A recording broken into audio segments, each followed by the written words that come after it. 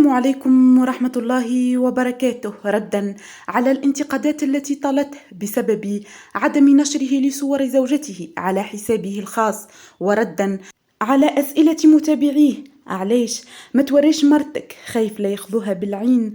نشر الممثل نضال السعدي تدوينة على حسابه الخاص يوضح فيها أسباب ذلك، وقال نضال: لا عين ولا والو، فقط خاطرني ما نحبش نهبط تصور أمي أختي ومرتي لزوز أسباب. السبب الأول هو خاطر عملتها في بداياتي، والتصاور هبطوهم في باجات وكتبوا عليهم برشا تعليقات خايبين وكلمات جارحة تجاه أمي وأختي. لذلك خذيت قرار عندي برشا باش ما عادش نهبط تصاور لا أمي لا أختي ولا حتى زوجتي، باش نحميهم من الكلام الخايب اللي نجموا يقرؤوه. أما السبب الثاني فهو شخصي فقط.